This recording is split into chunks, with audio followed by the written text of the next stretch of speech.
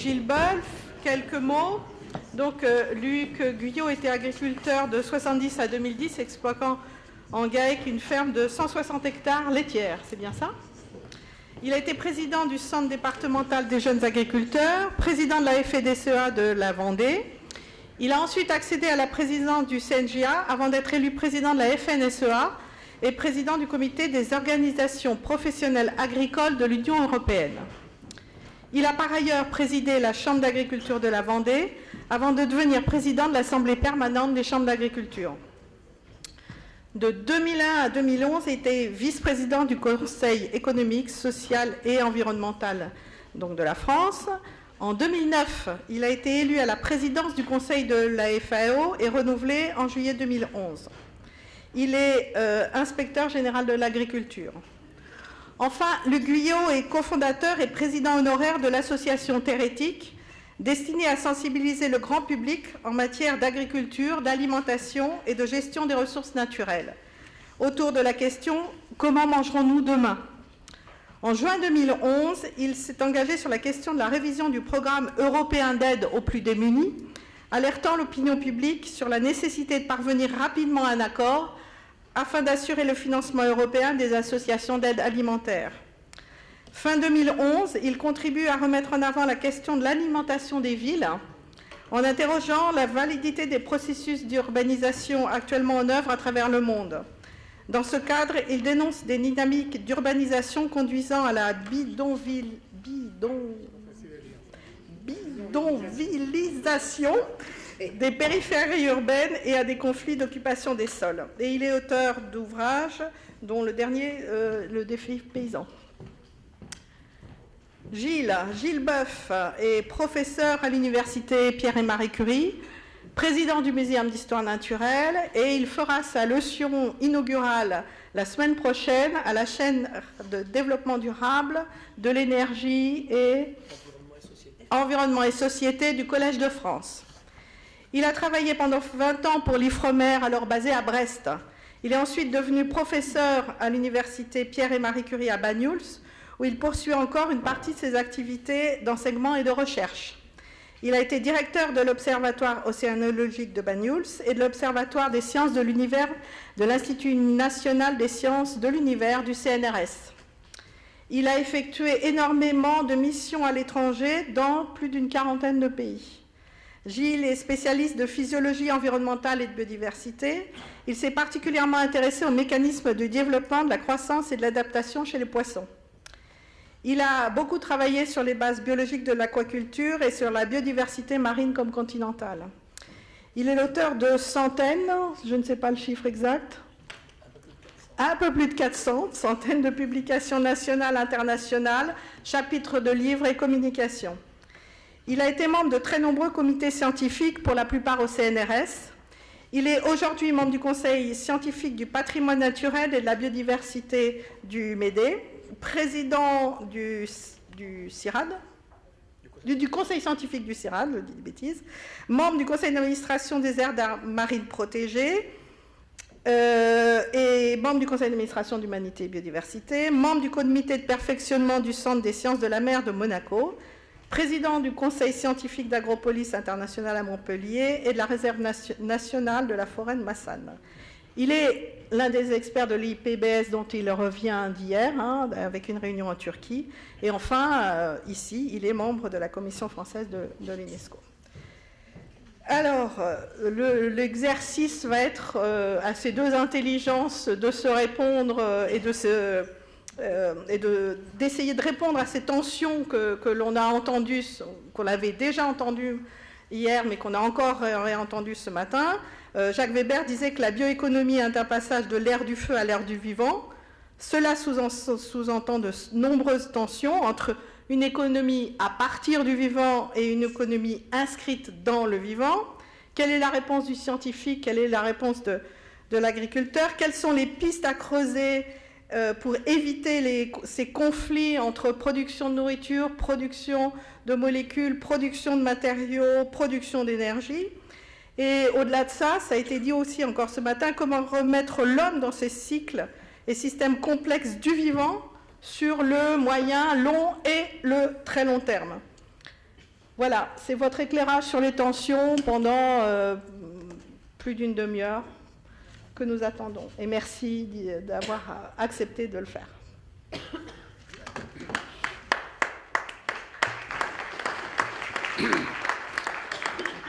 Bien, bonjour à tous. Exercice pas forcément facile parce qu'on se connaît un peu, mais on n'est vraiment pas, comme vous l'avez vu, tout à fait avec le même pédigré. En plus, moi, je n'ai pas participé du tout à vos débats, sauf les 10 dernières minutes. Mais déjà, rien que dans les 10 dernières minutes, j'ai déjà senti un peu ce qui pouvait se dire et se réfléchir ici. Donc, je vais vous être pragmatique. Moi, je vais vous dire comment je perçois les choses aujourd'hui avec mon expérience d'agriculteur, de responsable et aussi en lien avec la FAO. Et il est clair, on est sur une planète qui, il y a 60 ans, qu'on avait 2,5 milliards d'habitants, 2 siècles, il y en avait 1 milliard, on est 7 milliards et on dit qu'on va être 10 milliards demain.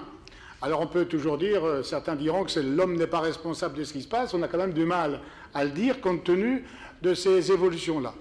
Deuxième chose que je voudrais dire, puisqu'on parle des ressources naturelles, et par nature, un agriculteur met en valeur des ressources naturelles, physiques, chimiques, biologiques, pour pouvoir produire des aliments qui sont détruits par les consommateurs et réintégrés pour partie dans les sols. Mais tout ça, ça use. Alors, je rappelle quand même qu'en ce qui me concerne comme agriculteur, dans ma carrière d'agriculteur, en 1950, nous étions 2,5 milliards. Nous sommes 7 milliards aujourd'hui. En 1950, il y en avait 850 millions qui ne mangeaient pas à leur faim. Il y en a encore 850 millions qui ne mangent pas à leur faim. Le résultat mathématique, c'est que l'agriculture qui s'est développée pendant ces 50 ans a nourri 4 milliards d'habitants de plus. La vraie question qui nous est posée aujourd'hui, c'est que pour passer de 7 à 10, est-ce qu'on peut le faire avec les mêmes recettes que celles d'hier? Moi, ma réponse est non. Pour des bonnes raisons, Gilles en parlera sans doute aussi, mais l'eau, le climat, ce qui a été dit aussi tout à l'heure, le fait que les nouveaux consommateurs, les 4 milliards, 6 milliards, ils ont aussi le droit de demander à partager la nourriture ou même les biens sur la terre. Ça ne pourra pas durer longtemps qu'on dise aux Chinois, aux Indiens et aux autres, quand on parle de l'environnement, il faut absolument diminuer la consommation de carbone et il faudrait bien que les Chinois, pendant que nous on a 3 voitures par foyer, vous n'achetiez pas une mobilette parce que vous allez polluer la planète. Quand on parle de l'alimentation, c'est aussi la même chose. Donc on est bien obligé de changer de comportement. Et pour changer de comportement, là je suis clair, ça ne peut pas se faire par une catégorie professionnelle. Trop souvent, les débats qu'on a entre les écolos et les agricoles, c'est que, bah ouais, les agriculteurs, ils ne font pas ce qu'ils font. Ouais, ils ne font pas ce qu'ils font. Mais c'est tout le monde qui doit changer. Le consommateur, le producteur, le transformateur, la société, pour changer nos habitudes de surconsommation, d'évolution sans se préoccuper de ce qui se passe autour de nous. Mais c'est un changement de mentalité qui n'est pas évident. Et donc, pour le faire, c'est clair, c'est pour ça que c'est très intéressant qu'on soit là tous les deux, parce qu'il faut conjuguer en permanence tradition et modernité. S'appuyer sur le potentiel de la nature et ce que la nature nous a donné avec, comme ça a été dit tout à l'heure, la multitude de choses. Est-ce que l'homme peut contribuer à changer, à améliorer, tout en respectant les bases, mais comment on peut le faire évoluer? Autrement, on ne pourra pas, à mon sens, y arriver. Alors, les débats qu'on peut avoir sur la chimie, sur les OGM, sont des vrais débats, mais de grâce. Arrêtons, comme j'allais dire, arrêtons d'arrêter d'en parler. Parce qu'il y a des sujets aujourd'hui en France qu'on n'a même plus le droit d'aborder, pendant que d'autres dans le monde les abordent. Et je terminerai mon premier propos là-dessus. La solution est avant tout dans le dialogue. Il faut absolument qu'on échange. Alors, c'est pas facile, mais il faut se respecter.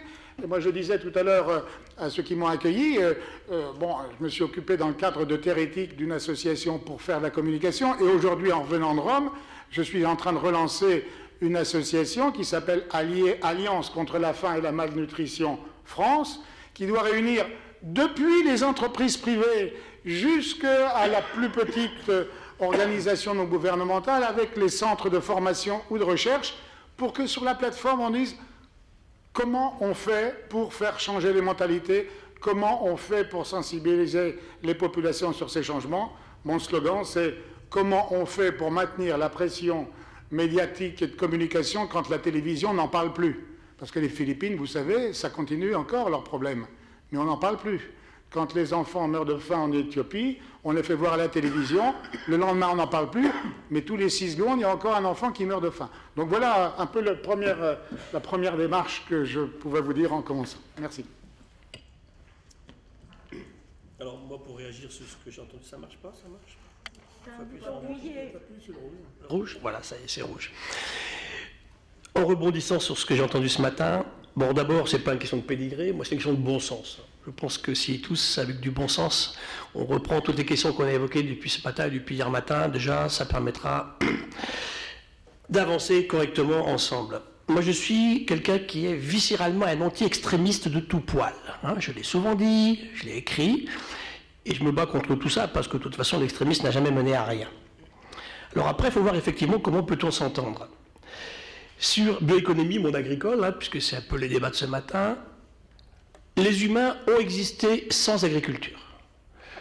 J'habite près de Tautavel et je demande à mes collègues préhistoriens, l'humain arrive vers 700 000 ans, ce sont des Homo erectus à Tautavel, ils s'en vont vers 100 000 ans. Alors je dis comment pendant 600 000 ans, ils ont vécu sans agriculture. Ils savaient que ramasser des choses, cueillir, chasser, on me disait, ils ne savaient même pas pêcher.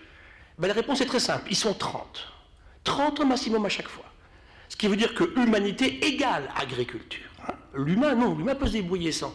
Mais dès qu'on a une humanité populeuse, alors, pour répondre à notre ami tout à l'heure, au néolithique, on est 5 millions. Hein, il y a 12 000 ans, on estime qu'on avait 5 millions d'habitants sur la planète. Donc 5 millions au néolithique, et puis tout à l'heure Luc a rappelé, depuis que je suis né, j'ai dépassé le demi-siècle, on a multiplié la population humaine par 2,6. Je ne suis pas le seul responsable. 2,6. Donc ça, il faut en tenir compte, effectivement. En plus, moi j'ai fait que des filles, oui, en plus, et des petites filles. Et tu sais quand même qu'il faut des filles. Bah évidemment. Tout ça pour vous dire que lorsque justement les humaines se mettent à faire beaucoup de bébés, c'est le premier baby boom en fait il y a 12 000 ans. Première remarque, il ne reste plus que Homo sapiens. C'est très important de revenir à cela.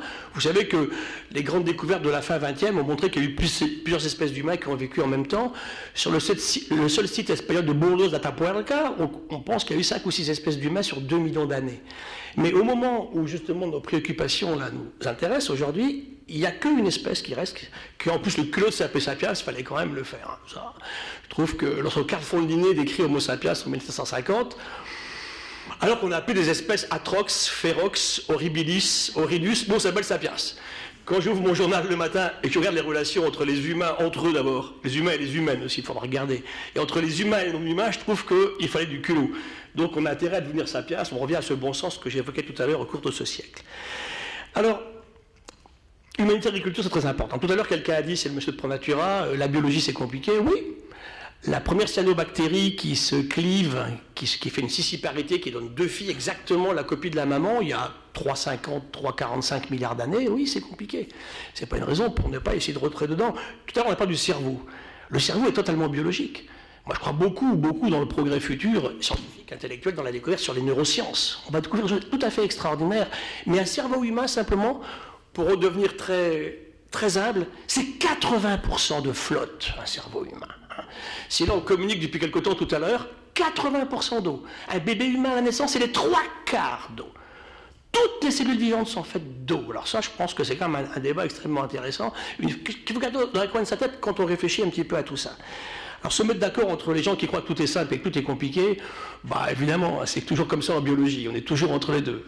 J'ai discuté avec des grands physiciens qui me disaient, sur la physique, les gens du CNES qui avaient créé courant à l'époque, me disaient, bon nous en physique c'est vrai, on a des choses qui sont claires, en biologie, c'est des courbes de Gauss, hein. Il y a toujours des trucs dans les coins qui vont à l'autre côté, et puis qu'il faut qu'effectivement, bah, il y en a un grand, il y en a un petit, il y en a un beau, il y en a un pas beau, et ça il ne faut pas le nier, ça fait partie du système biologique. Et c'est là qu'est le moteur de l'évolution. C'est parce que nous sommes tous différents, tous égaux, mais tous différents au départ, qu'on va chercher les ressources de l'adaptation au changement physique que l'on vit à l'extérieur, en permanence. Et c'est comme ça que l'évolution s'est construite, en fait. Et les propos qu'on a là, je pense que si on reprenait un peu comment fonctionne l'évolution, on pourrait avancer bien aussi. Sachant que l'évolution a des fortes bases physiques, hein. Il y a des physiciens qui ont écrit des très beaux livres en montrant comment la thermodynamique à elle seule, alors pas toute seule, mais permet effectivement de comprendre beaucoup de mécanismes de l'évolution. Et je pense que les systèmes économiques sont dans les mêmes systèmes. Avec des amis médecins, Jean-François Toussaint, qui est à l'IRMES, on s'intéresse depuis quelques années aux limites adaptatives de l'humain. Ce qui nous intéresse, c'est comment l'humain va-t-il, est-ce qu'il a dans sa physiologie, dans sa génétique, les ressources qui vont lui permettre de s'adapter aux auto-agressions qu'il se crée en permanence. Voilà notre question. Et on avait fait un premier colloque au muséum en 2010, on fera le second colloque, tome 2, vous venez au Collège de France les 22 et 23 mai prochains, sur l'homme peut-il s'adapter à lui-même. C'est ma seule question aujourd'hui, je crois que le reste c'est très secondaire par rapport à ce qu'on dit ici. Alors, si on est capable effectivement de réfléchir à tout ça, et de voir comment dans notre disparité, nos différences, aujourd'hui, on peut se mettre d'accord sur un minimum de points communs pour pouvoir avancer. De toute façon, par rapport à tout ce qu'on a dit tout à l'heure, dans tous les cas, on n'a pas le choix, vous l'oubliez. Nous n'avons pas de choix. Hein. Si nous voulons effectivement nous adapter et être capables, moi je pense plus traitement au bien-être aujourd'hui, parce que c'est quand même à 7 milliards de manœuvres, mais j'espère pas trop de mal-être. Hein. Le combat il est là. On me dit récemment, vous êtes connus, vous voulez sauver la planète. Elle s'en fout la planète. Franchement, rien à faire des humains qui sont dessus. Hein. Ce qui nous intéresse, c'est effectivement l'état de l'humanité sur cette planète. Alors, en prenant tout ça effectivement comme un peu un préambule général, comment peut-on avancer dans ces questions donc, que vous appelez bioéconomie? Jacques Weber, que j'aime beaucoup, je ne sais pas s'il a dit hier matin, mais il dit souvent comment est-ce que je vais effectivement demain pouvoir expliquer l'économie par l'écologie, comment la réconciliation. Encore une fois, on n'a pas le choix, de toute façon. Qu'on y croit, on n'y croit pas. Ça ne sert à rien qu'on y croit ou qu'on n'y croit pas. Ce qui est important, c'est qu'on parvienne à quelque chose, justement, sans trop de mal-être, hein, que j'évoquais tout à l'heure. Et ça, ceci, je suis d'accord avec Luc, c'est que quand on me dit, écoutez, il y a 1000 ans, le climat était comme ça, puis bon, il y avait ceci et cela, on oublie qu'il y a 1000 ans, on était considérablement moins nombreux. Aujourd'hui, il faut faire un événement aujourd'hui qui survient sur la Terre est beaucoup plus impactant, parce que nous sommes beaucoup plus nombreux. Regardez, quand on parle du monde agricole, l'Afrique. L'Africain est essentiellement agriculteur de base. Et vous avez des villes gigantesques qui se construisent avec une périphérie d'habitants sans aucun droit particulier. Chaque fois que ça va mal, Michel Rocard disait en fait, si on ne tient pas compte de ces questions environnementales, on retourne à la barbarie. Chaque fois que l'humain est revenu à la barbarie, ce sont les femmes qui ont trinqué en premier. Ce sont les enfants qui ont trinqué en premier. Et ça, on l'oublie considérablement. J'écoute les questions et les réponses entre les femmes et les garçons depuis tout à l'heure. C'est super intéressant. Ce ne sont pas forcément les mêmes analyses. Hein. Il y a une sensibilité très particulière et très différente. Moi qui suis professeur des universités en sciences de la biodiversité, j'enseigne en médecine, à l'école vétérinaire à Alfort, à AgroParisTech et à la fac de sciences. J'ai maintenant entre 75 et 80% de jeunes filles comme étudiantes. J'ai plus de garçons. Je ne sais pas où ils sont. On me dit, vous êtes trader. Ça ne me rassure pas sur la vie de la planète, hein, vous imaginez bien. Donc, tout ceci, c'est des considérations actuelles qu'il faut qu'on prenne en compte. Il faut être pragmatique aussi, hein, si on veut pouvoir avancer. Alors, comment se mettre d'accord ? Encore une fois, en revenant avec un minimum de respect. Tout à l'heure, j'ai vu des positions tranchées. Vous avez tort, vous avez raison. C'est pas aussi simple que ça. C'est les mots qui aussi nous trompent. Hein. Quand on me dit progrès, je ne sais pas ce que c'est que le progrès. La ministre me disait récemment le bon état d'un système écologique. Je ne sais pas ce que c'est. Où est la référence par rapport à quand? Comment ça a évolué? Comment est-ce que ça va changer? Et je terminerai sur une expérience que j'ai vécue il y a maintenant, ça va faire 20 ans. Je travaille 3 mois pour la Banque mondiale en Amérique latine, qui est ma patrie d'adoption. J'étais entre le Pérou, le Chili et l'Équateur, avec une question, qui était en fait de poser la question du marin pêcheur de base, moi je suis plus un marin qu'un terrestre, mais j'aime beaucoup ce terrestre, hein, qui était en fait, est-ce que le manque de recherche scientifique fondamentale est un frein au développement et au progrès? Et on posait cette question depuis l'agriculteur de base ou le marin pêcheur de base, hein, et puis jusqu'au ministre. Et tout le monde répondait oui, si on n'en fait pas suffisamment, ça n'ira pas bien. Et bien c'est pareil pour le changement tout à l'heure. Je demande aux gens, faut-il changer? Là, je pense que depuis ce matin, depuis 2 jours et tous les jours, je l'ai vu à l'IPBS à Antalya cette semaine, je l'ai vu dans la décision récente de continuer à mener des pêches profondes en France. J'ai honte que des gens votent encore des choses comme ça. L'humanité n'a pas besoin de ces ressources. Donc aujourd'hui, il faut revenir à autre chose en fait. Et cette question, c'est, tout le monde est d'accord, ça ne va pas bien, donc il faut qu'on change. Oui, comment change-t-on? Comment fait-on? Toute la question est là. Et là, vous avez une infinité de nuances, en fait, hein, selon tous ces humains qui sont là. On a dit tous égaux et tous différents. Chacun a son analyse propre, avec des écoles de pensée, avec des réflexions. Ce qui est important, c'est que chacun revienne sur soi-même, arrive à grandir en humilité intérieure. Et je crois que mes 4 mots, c'est toujours les mêmes. Hein, c'est beaucoup moins d'arrogance. C'est pour ça que quand on parle de biologie de synthèse, je ne suis pas du tout contre la recherche fondamentale. Je suis très inquiet sur la philosophie qui accompagne cette recherche. Également, on ne va pas tout réinventer, observons ce qui existe, regardons. Quelqu'un a dit aimons et admirons, ben évidemment. On ne protégera bien que ce qu'on aime, évidemment, et on tirera parti, on ne comprendra mieux que et on ne respectera que des choses que l'on aime. Quelqu'un a dit, une femme, toujours des femmes, hein, c'est très beau l'environnement, on vit dedans, on a encore des choses fabuleuses autour de nous. Pour combien de temps? Donc toutes ces questions sont effectivement à mettre bout à bout pour avancer. Donc beaucoup plus d'humilité, ça c'est clair. Beaucoup plus de sens de l'harmonie aussi. On dit souvent que la nature, elle est en équilibre. Il n'y a pas d'équilibre dans la nature. Ou alors il est tellement fugace qu'on ne le voit pas, il dure une fraction de seconde. Hein. On touche à quelque chose, ça va modifier quelque chose ailleurs, on le sait bien. Et ça, il faut cultiver ça. Le sens aussi de l'impact. Au niveau industriel, aujourd'hui, dans les entreprises, on n'a pas la culture de l'impact. Elle est fondamentale. Au niveau agricole aussi. Dès qu'on fait quelque chose, qu'est-ce qui va être déclenché plus tard? Et là, on a quand même des neurones qui ne sont pas si mauvais que ça. C'est de la flotte, mais quand même, il y a 20% de trucs qui ne sont pas de la flotte et qui n'ont pas dû réfléchir. Utilisons nos neurones pour faire ça. Arrêtez comme seul moteur de l'évolution la cupidité. Ça, c'est absolument monstrueux. C'est ce qui se passe pour les pêches profondes en ce moment. Hein. Donc, comment dans une démocratie, on va donner effectivement la raison à une toute petite minorité qui ramasse quelque chose dont l'humanité n'a pas besoin? C'est la première question. On n'a pas besoin. On fait mieux de manger des patates que de manger des poissons des grands fonds. Et ça me rappelle mes discussions avec un marchand de poissons à Bagnols, qui vend des sols grandes comme ça. Alors je dis, des lottes comme ça. Je dis, écoutez, c'est pas possible. Il me dit, vous comprenez, monsieur le professeur, le Catalan aime la friture. Ben j'ai dit, oui, le fils du Catalan, il bouffera des patates. Hein. Vive l'agriculture. Tout est là, en fait. Donc, humilité, on a dit, beaucoup moins d'arrogance. Travailler sur cette harmonie que j'évoquais tout à l'heure, respect et partage. Hein, et je terminerai là-dessus. Comment continuer dans un monde aujourd'hui où 20% des humains gèrent, contrôlent et consomment 80% des ressources. Voilà, le défi, il est là. C'est pas mal. Merci. Pour non pas rajouter, parce que l'exercice, ce n'est pas un exercice de contradiction, de complémentarité, donc je vais continuer aussi dans ce sens, comment agir pour justement contribuer à faire changer ce comportement que nous avons. Hier, nos parents pouvaient dire, presque tous ceux qui étaient en ville, nous sommes tous des paysans. Aujourd'hui, ce n'est pas le cas.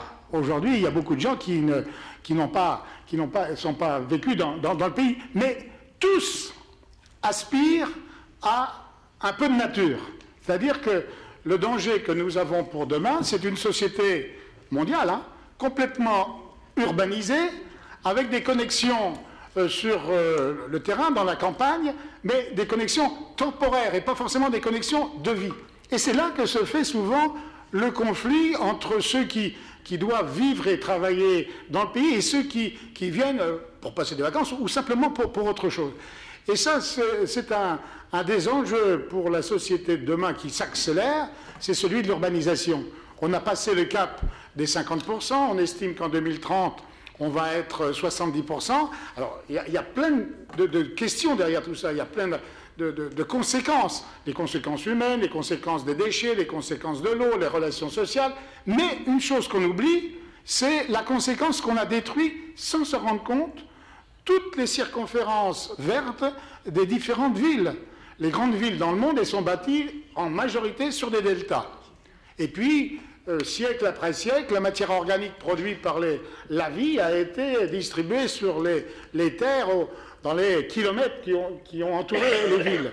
Et puis comme il y a eu l'exode rural des gens qui sont venus dans les bidonvilles, c'est pour ça que moi je le dénonce, ils sont venus sur ces terrains-là parce qu'ils continuaient à travailler un peu. Et puis après on les a enlevés, mais on a mis des bâtiments dessus. Résultat, autour des villes, il n'y a plus la richesse agronomique qu'il y avait depuis très longtemps. Donc il faut trouver aussi une nouvelle relation avec les villes et les campagnes, si on veut pouvoir s'en sortir. Et puis, mais ce n'est pas en faisant ce qu'on est en train d'essayer de faire en France aujourd'hui, par rapport pour sauver la nature, on dit on fait des trames bleues, des trames vertes, on en discute avec les paysans disent banco, on accepte, et on va se mettre dedans. Et puis tout d'un coup, la semaine dernière, il y a 15 jours, sort une autre nouvelle carte faite dans les bureaux, qui dit maintenant qu'on a les trames vertes et les trames bleues, il faut faire des couloirs écologiques pour les mettre en relation avec tout ensemble. Résultat, les paysans sur le terrain ils disent mais où est-ce que je travaille demain? Et donc si je donne ces exemples-là, c'est que où on protège la terre pour qu'il y ait une activité économique, humaine et d'alimentation, et c'est vrai dans tous les pays du monde, parce que la terre, on a de quoi encore nourrir tout le monde aujourd'hui, mais il faut sans doute le faire mieux. Mais quand quelqu'un a évoqué tout à l'heure la Chine, 22% de la population mondiale, 8% des terres arables. Que la Chine se préoccupe hier et aujourd'hui, parce qu'aujourd'hui on dit qu'ils vont acheter des terres en Afrique, donc ils les achètent parce qu'il y a des gens qui les vendent, donc c'est tout le problème foncier à l'intérieur de l'Afrique. Mais on a complètement oublié ce qu'ont fait les Chinois il y a 30 ans. Les 30 ans, ils n'ont pas acheté les terres au Brésil. Ils ont investi au Brésil dans les voies ferrées, les ports, pour que les Brésiliens, les produits qu'ils produiraient à l'intérieur du continent, ils puissent les amener au port. Et aujourd'hui, les Chinois sont les plus grands importateurs de produits végétaux venant du Brésil, pour prendre l'exemple. Donc c'est une nécessité pour eux. Alors après, il y a d'autres éléments, ne serait-ce aussi que les bioénergies, parce qu'on en parle, il y a le terme bio aussi dans les bioénergies. Mais là, on rappelle quand même que l'agriculture, hier, produisait une grande partie de son énergie de traction, et pas que pour elle. Quand il y avait les diligences, c'était l'avoine qui était produite dans les champs qui le faisait. Bon, après, moi je me souviens quand j'étais à la FNSEA dans les années 1990-12, où on essayait de trouver aussi des diversions parce qu'il y avait trop de production à l'époque. Je vous rappelle quand même qu'il y avait la jachère, il y avait les quotas laitiers et tout, et donc on dit, ben, comment on peut trouver des moyens?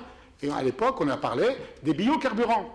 Les biocarburants, vendre des biocarburants, quand le prix du baril de pétrole était à 10, 15 ou 20 $ le baril, tous les plus grands experts nous disaient, c'est bien, mais demain, on verra quand ça sera à 50.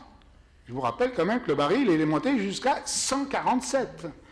Et que donc, ce que je vais expliquer par là, c'est que la pression, on dira de l'économie, on pourra toujours dire que c'est les autres, mais c'est de notre comportement à tous, fait qu'il y a une telle pression qui est demandée, c'est qu'aujourd'hui on parle des gaz de schiste, mais les 3/4 de la planète pensent que les gaz de schiste ont été trouvés il y a 2 ans. Mais il y a longtemps qu'on sait qu'il y a les gaz de schiste. Sauf que ce n'était pas rentable, on ne l'a pas fait. Alors le comportement, quand je dis qu'il faut qu'on change tous, c'est qu'on change le comportement, parce qu'on peut très bien aller aussi à Porto Alegre contester la mondialisation, mais on n'y va pas à la rame, on n'y va pas avec les bateaux à voile, on y va aussi avec l'avion. Donc on peut choisir un avion qui consomme un peu moins que l'autre, ok, mais on est quand même tous dans ce paquet-là.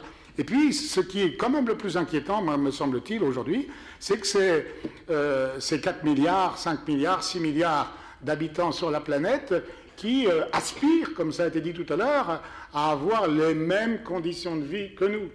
Et on sait que si on consomme comme les Américains, il nous faut 3 planètes, comme les Européens, il en faut 2, et comme les autres, il en faut moins.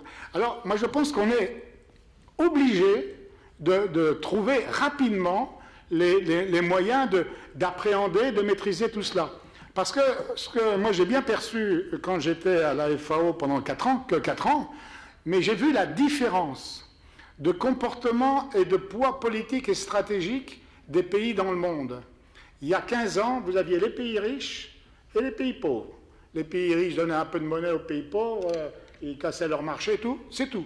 Aujourd'hui, il y a les pays riches, il y a les pays pauvres, et il y a 60% de la population mondiale, Brésil, Argentine, Afrique du Sud, Inde, Chine et Russie, qui ont à la fois la puissance économique, croissante très rapidement, la puissance politique et stratégique, et que donc si on ne s'allie pas aussi avec eux pour jouer notre rôle et notre mission dans tout cela, on aura quand même, me semble-t-il, du mal à adapter notre comportement à la planète. Alors je terminerai aussi là-dessus, parce que comme je suis un peu le paysan de la Réunion, pour dire que moi je me suis battu pendant 30 ans comme syndicaliste pour défendre les agriculteurs dans une société qui, de plus en plus au bout des 30 ans, considérait que la sécurité alimentaire c'était un mot, on ne savait même pas pourquoi c'était dans le dictionnaire, parce que vous demandez à un gamin la sécurité alimentaire, même au plus grave... à la situation la plus grave de la crise de la vache folle, quand les gens voulaient plus manger de viande bovine, ils faisaient 2 pas, ils mangeaient du poulet et du cochon. Donc il n'y avait pas de problème, on n'a jamais manqué. on ne manque jamais. Et que donc, si on veut arriver à faire comprendre toutes ces évolutions-là, ça nécessite justement que l'on prenne vraiment tous ces sujets d'évolution technique et technologique vraiment à bras-le-corps. Autrement, je ne vois pas... Oui, je sais ce que je voulais dire, j'étais en train de l'oublier. C'est que, comme paysan, je l'ai vu dans le monde, c'est-à-dire que si on ne redonne pas, dans le monde en global, fierté et revenus aux paysans, eh bien, demain, on aura une situation encore plus dégradée qu'aujourd'hui. Je prends l'exemple. Un jeune d'un village de Dakar, il est à 40 km de Dakar, il va faire sa formation pour passer un brevet de technicien ou brevet de technicien supérieur à Dakar. On lui dit, ça serait bien que tu retournes dans ton village. Il dit, je retourne dans mon village. On lui donne un téléphone portable pour qu'il soit quand même en contact avec sa copine qui est à Dakar. Et puis on lui dit, tu travailles. D'ailleurs, tu n'es pas sûr d'être propriétaire parce qu'on ne sait pas comment c'est fait. Et puis, quand tu auras travaillé, on verra si on peut te payer le produit. Parce que le bien alimentaire dans le monde aujourd'hui est devenu dérisoire. Moins de 3% des dépenses des ménages en France, c'est des produits agricoles. Moins de 3%. Eh bien, ce jeune de Dakar, si on lui dit ça, tu travailles, tu peux connecter avec la ville, avec ton iPad ou autre, mais en plus, tu ne donnes pas de revenus, la première chose qu'il fait au premier détour, il s'en va dans la banlieue de Dakar, il est concurrent avec les autres qui n'ont pas de boulot, comme lui ou les autres n'ont pas de boulot, le premier tour qu'il trouve un marin-pêcheur qui a un bateau pour partir en Europe, ben il part. C'est-à-dire comment... c'est un ensemble de choses comme cela. Et même en France, quand on regarde les régions du centre, le Limousin et tout cela, où la population n'est pas suffisamment importante, c'est que c'est la vie sociale qui n'est même pas possible pour ceux qui veulent travailler. Donc, et c'est pas parce qu'il viendra 2 touristes, 3 touristes ou le week-end, c'est pas suffisant. Donc, cet équilibre entre ville et campagne est, à mon sens, sur l'ensemble du monde, quelque chose d'essentiel. D'ailleurs, les Chinois, qui ne sont pas toujours remarquables surtout, mais ont compris que comme ils avaient besoin beaucoup de la main-d'œuvre rurale pour faire les villes, ils leur permettent de venir travailler en ville, mais ils leur interdisent que la famille vienne en ville. Ce qui les oblige à garder le contact. C'est un pays autoritaire. Si on disait ça chez nous, que le facteur qui s'en va travailler à Paris il y a 20 ans et laisser la famille, bon, ça aurait été difficile. Mais pour dire, il y a quand même des possibilités. Donc moi, je pense beaucoup autour de la bio et de l'économie, c'est l'équilibre entre ce que nous donne la nature et puis l'économie et le social. C'est-à-dire l'économie en soi, c'est, comme ça a été dit tout à l'heure, c'est pas une fin en soi, c'est pour nous permettre de vivre honorablement. Donc il y a encore du boulot à faire. Hein, donc travaillons ensemble les uns les autres. Il faut causer d'abord.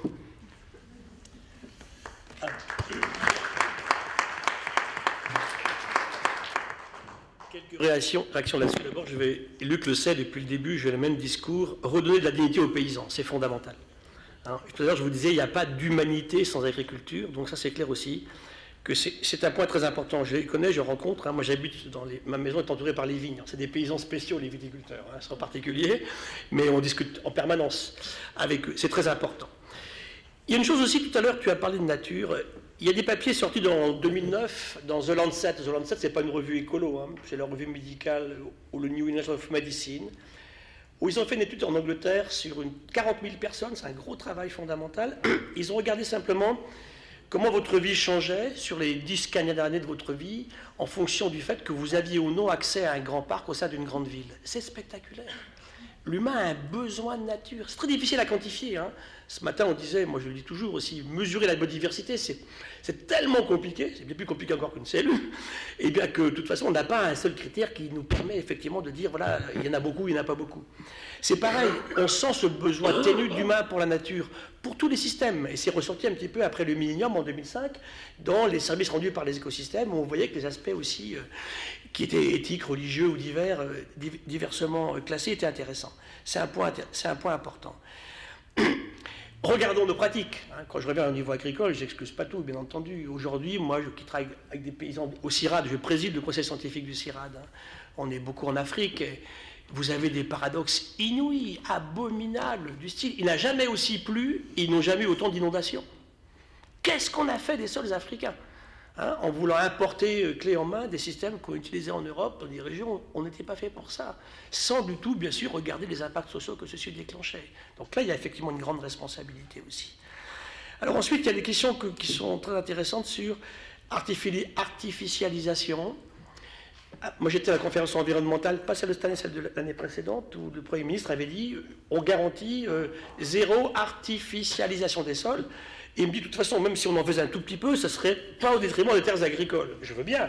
Mais mes zones humides, elles sont où dans ce cas-là? Il n'y en a plus. On n'a plus de place pour en mettre. Donc des questions qu'il faut qu'on regarde aussi avec le monde agricole de façon très fine. Il y a un point qu'on n'a pas abordé, c'est les aspects aussi généraux et globaux. Et le nucléaire est un bel exemple en France. On a fait un super système. On n'est pas forcément anti-nucléaire, on est contre le programme électronucléaire qui a été mis en place. On peut être aussi anti-nucléaire, bien entendu. Parce qu'on veut le même système pour tous. C'est clair aujourd'hui que demain, on ne chauffera pas Grenoble comme on chauffera Biarritz, ou Brest, ou Paris, ou Lille. On ne fera pas de biomasse à Paris. On va utiliser les lacs d'altitude, par exemple, autour de Grenoble pour produire de l'énergie. Demain, on va aller vraiment, je pense, assez rapidement vers des villes qui seront positives en énergie. Il y a tout un travail de recherche qui est mené et technologie sur ces aspects particuliers. Alors, ces ceintures qu'évoquait Luc tout à l'heure au niveau de ces périphéries vertes de villes, on y a beaucoup rêvé. On a tous dit, bon, voilà, maintenant on arrête l'urbanisation. Si on veut, on va grandir en hauteur, mais surtout pas en continuant. Hein. On le dit souvent tous les deux, on artificialise, on détruit l'équivalent de 7 départements français, tous les 7 ans. C'est effroyable, bien sûr, c'est un tous les 7 ans. Donc ça, il faut y réfléchir aussi. Donc produire de l'énergie de façon différente, avec plein de petits systèmes mis bout à bout, avec de plus en plus, bien sûr, de renouvelables. Ça relance le débat aussi sur la distance entre le lieu de production de ce que vous allez consommer et le lieu de consommation.